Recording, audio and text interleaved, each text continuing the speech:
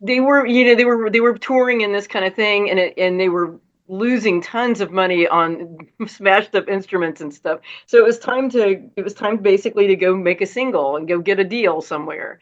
And of course, they made their deal with Shel Talmey's production company. They did "I Can't Explain," which was very much a Pete song and very much kind of the sentiment that Pete has done over the years, which is the sort of, I don't have the words for this overwhelming feeling that I have. Ostensibly, it's a love song, but then, you can also make the argument that it's for Pete's greater world view. Mm. Um, Roger is honest, at this point, still pretty much in charge of the band. It's his band, and he's the guy up front, he's the singer, and he feels like the song should represent him more.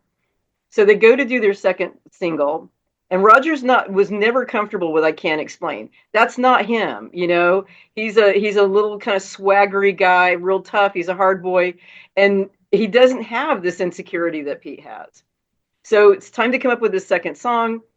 Pete, the art student, or the former art student, ever the art student, is at home one night smoking a doob, listening to Charlie Parker. And he's kind of transported by Charlie Parker's sax.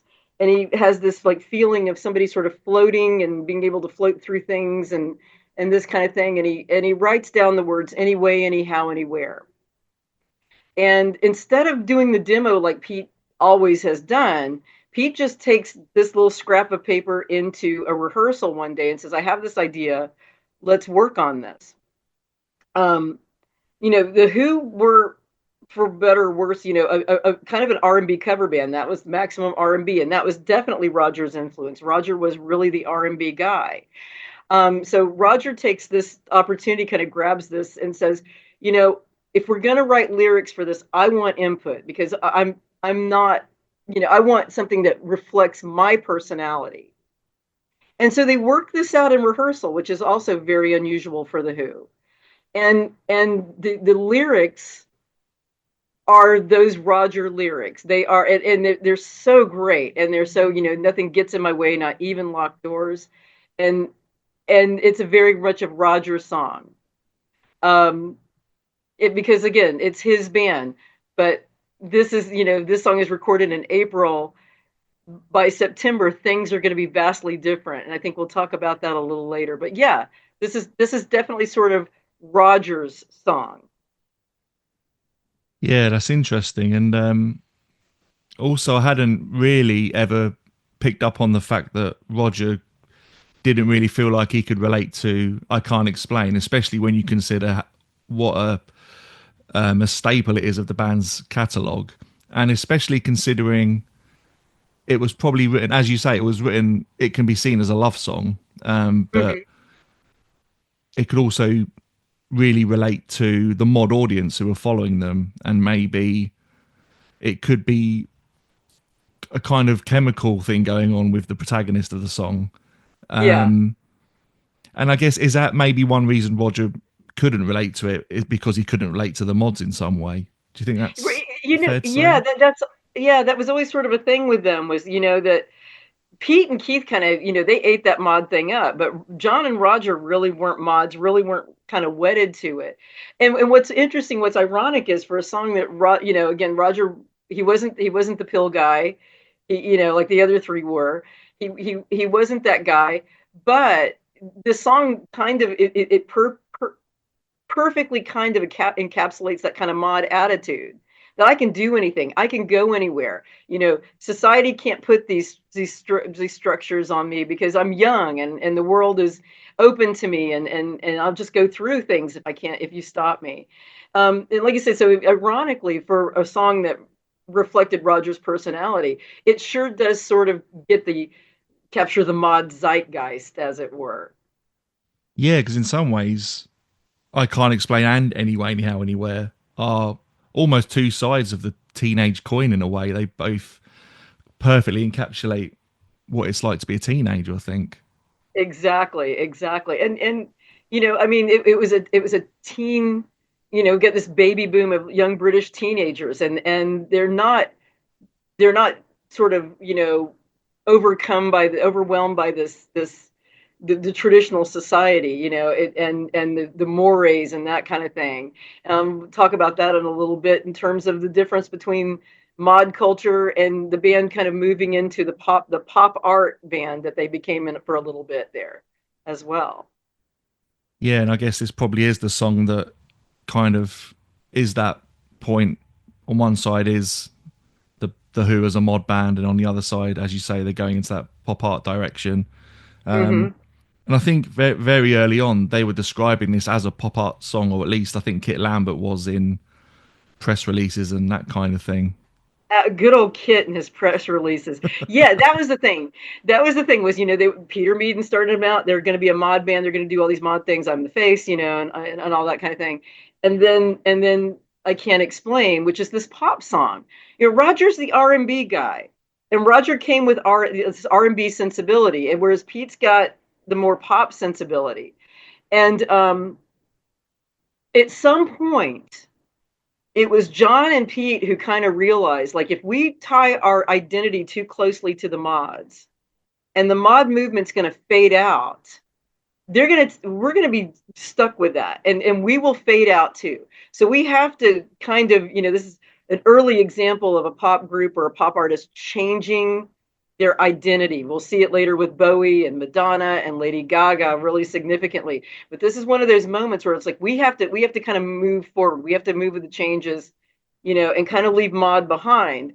And that will go into a lot into their aesthetic. John was a big, he'd go down to the flea markets and he would pick up medals and he would pick up patches and rondels and that kind of thing and put them on his shirt. And then Pete would follow suit. And then it was John again who had the idea, let's make a Union Jack jacket. And they took it around to different tailors who all refused to do it because they felt like it was illegal to do. Oh, really? Yeah, but they got one done, and then it was so identifiable that then Pete had one made, and then eventually John would have the Welsh flag done.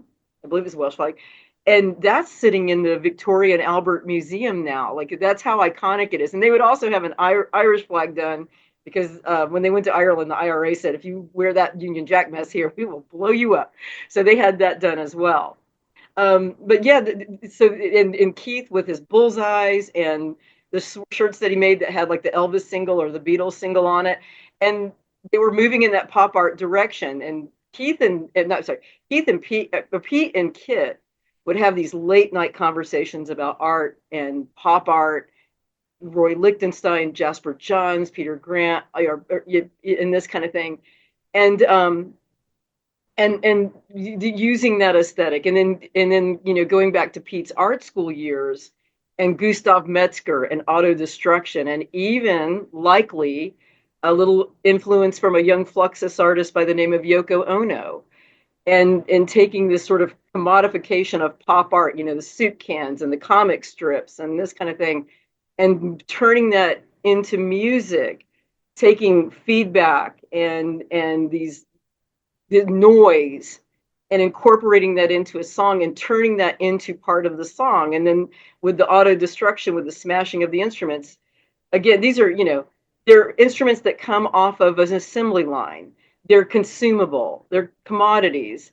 Or Pete years later got really mad about or irritated at a member of the Bee Gees asking him, would you destroy a Stradivarius? And he was like, no, I wouldn't do that. But this is a product. A guitar is a product. Drums are a product. An amplifier is a product, and it's got an obsolescence to it at some point. And so we destroy it because we can, and because that's part of the music. Yeah. Oh, never knew that about the Bee Gees. I think they made peace later, but yeah, typical Pete got pretty irritated by it. Yeah, I can imagine. Yeah, Bee Gees completely missing the point of the whole thing, but there you go. Exactly. But as you were talking then, and you mentioned Yoko Ono, I was thinking about the Beatles and how in '67, obviously, we had Sergeant Pepper, and I guess they completely changed their image more or less Yes. overnight. Yes. But 2 years earlier is where we are with Anyway, Anyhow, Anywhere being released, and I'm wondering if the Who were actually the first band to really try and marry a kind of, I guess they call it pop art, but just art in general with the music. And Pete has talked Hmm. about, there's that clip in The Kids Are Alright where he's talking about pop music as being art and that kind of thing. And not sure if any other band at that time was really thinking along those lines. And this that was an interesting thing because I think besides the Beatles, it, it goes to the emphasis of singles, that these bands were all making singles because nobody thought that this was something that was going to last forever. John mentioned, he said, we really thought that when we turned 21 or when we got married, this was over. So, we would just make a song and go out and play and make some money, but nobody thought about the long term. None of these bands, with the possible exception of the Beatles, thought that I'm going to be 80 years old and about to embark on another American tour. It was all very flash in the pan, all very and that was kind of the way the industry also saw it. And you know, you'll see these kind of weird bad deals that a lot of in the Who especially made these bad deals that came back to haunt them because nobody thought it was going to be forever. In 3 years, I'm going to be married and John quit. He was the last member of the band to quit his job, and he quit when the day that I can't explain was released. Nobody thought it was forever. Yeah, that's it. And I think it's one of the Who documentaries. It might be Amazing Journey, and I think it's Noel Gallagher makes the point that it was just kids running these bands essentially. No one had Mm-hmm. a clue how to do it because no one had ever done it this way before. Exactly. And these impresarios too, the Brian Epsteins and the Kit Lamberts and Chris Stamps, they were all. This was all brand new territory to them, and they were able to shape that in kind of their own image.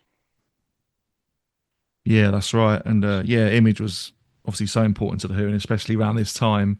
Um, just going back to Roger Daltrey having the co-writing credit, and it is the only song where him and Pete collaborate. But I Yeah. do wonder, as the years went on, we would have got, obviously Tommy is very spiritual. There's probably elements of spirituality in Sellout. You could argue in Hmm. that 1967 period, we're getting into kind of the spiritual side of things and psychedelia and that kind of thing. But without Roger's input, would Anyway, Anyhow, Anywhere have been more of a spiritual song? Would we have got Spiritual Townsend 2 years early if Roger hadn't had his input? Probably yes, but would it have gone over as would it have been way too ahead of its time?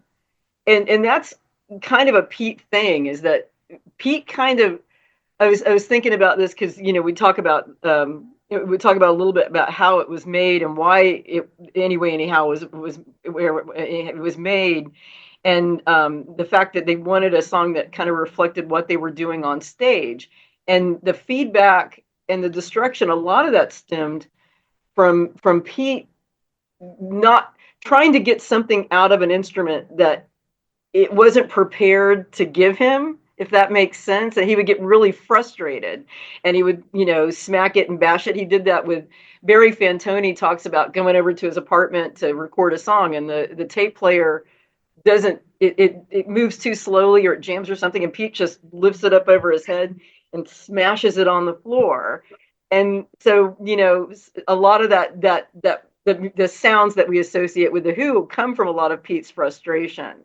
And we'll see it with Lifehouse too. Like, he'll come up with Lifehouse, and he'll be like, "I've got this great idea, and these things are all going to happen, and all that," and the technology's not there. So again, I think a spiritual song, maybe it would have worked, but I kind of think that they still needed. I think it would have been too fast, too soon, especially for the because remember they do have the mod audience, but Mm. I don't think it would have been quite the same thing. We'd probably the Who would probably be a footnote